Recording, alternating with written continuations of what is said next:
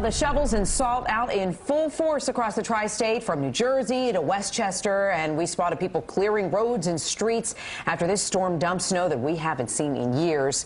Now a new danger to talk about, a deep freeze. Want to get right on over to Storm Team 4's Janice Huff. Hi, Janice. Hi, Natalie. Well, we can see blacktop on the major roads and highways, and that's good. But in areas where you've got slush, those secondary roads, side streets, it's all going to freeze over tonight. Actually, it's probably already pretty frozen. 30 degrees right now in Central Park. 21 is the wind chill. That's the other thing we're dealing with. How we have to dress? Well, it's for these numbers. If you head out the door, feels like the teens and 20s, which will get worse later tonight. We expect skies to remain partly to mostly cloudy overnight. The snow's moved out of the area. The temperatures will all be below freezing through the night and through the day tomorrow, too. So it doesn't really warm up, and it'll feel like single digits and teens in the morning and even into the afternoon. I'll let you know when things warm up coming up in the forecast. Back to you. Janice, thank you. With those kinds of numbers, it's going to be tough for New York's northern counties because they saw the worst of the storm. Governor Cuomo declared a state of emergency for more than a dozen counties, including Dutchess, Orange, Sullivan,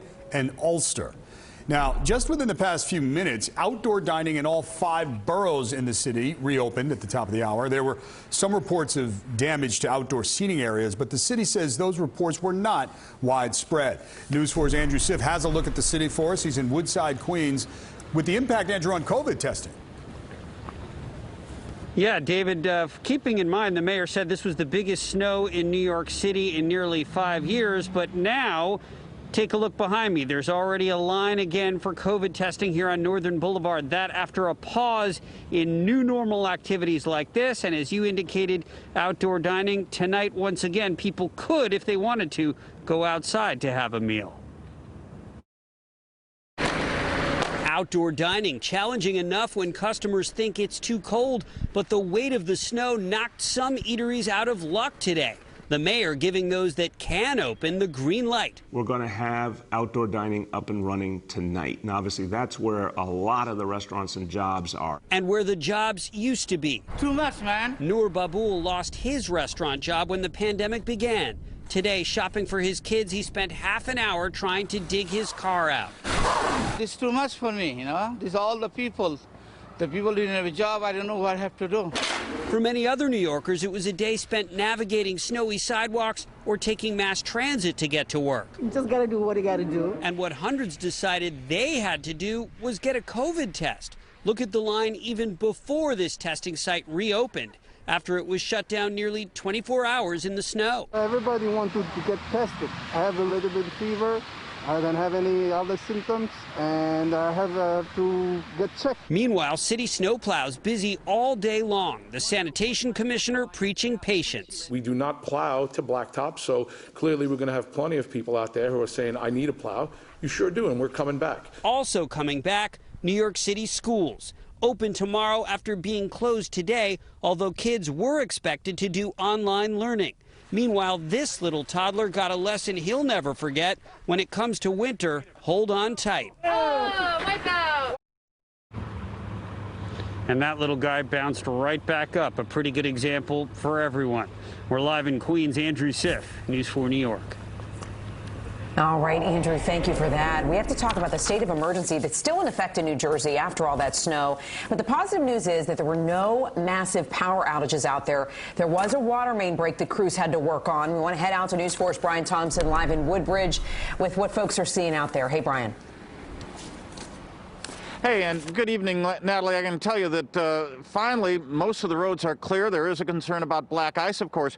We're dealing with a kind of a heavy snow here. Now, this is admittedly plow snow, but nonetheless, it is heavy. And watch, what they're dealing with is going to be, for people who haven't cleared their driveways, a hard day's work. After a complete rail shutdown, NJ Transit crews working around the clock were able to dig out most stations pretty early. This Metro Park for the return of riders, except those were very few and far between, as were the trains initially. If I be late, I just be late. I'm just going to be... Is your boss understanding? Yes. Last night, this ramp from Route 18 into Tinton Falls, the storm was as brutal as predicted, even if snow totals didn't completely match.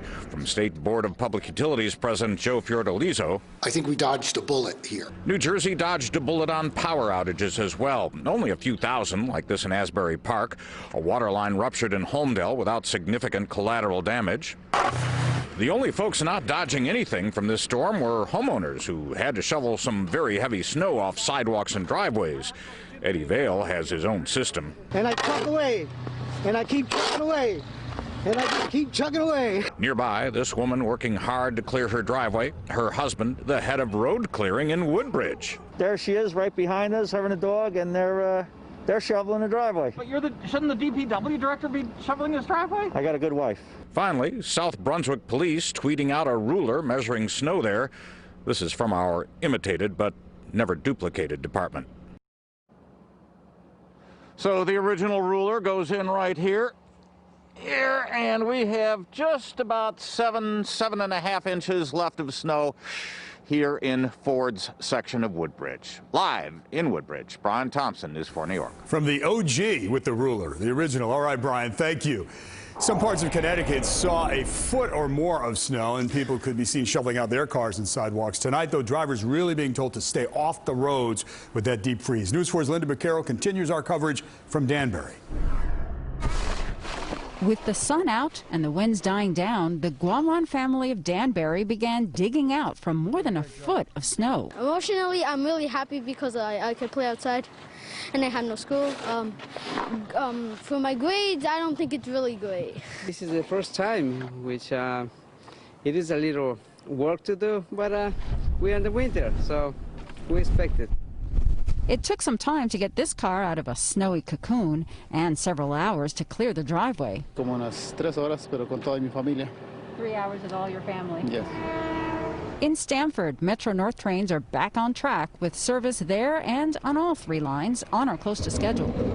Plow crews work to make all major roads passable, but Mayor David Martin is warning drivers about sub-freezing temps creating icy conditions tonight. I think we've had 19 motor vehicle accidents. Fortunately, only a couple of minor injuries, but it speaks to the fact that you should not be out on the roads right now. I've got a 4-wheel drive car, and I'll tell you, I wish I had a 6-wheel drive car. And these sub-freezing temperatures are expected to continue for at least the next couple of days, which means all this snow won't be melting anytime soon. In Danbury, Linda Beccaro, News 4 New York. On Long Island, the wild weather out there caused a scare in Central Islip when bricks crashed down, damaging several cars. Luckily, no one was hurt. I want to get out to News 4's Paisley Chang with more on what we saw today.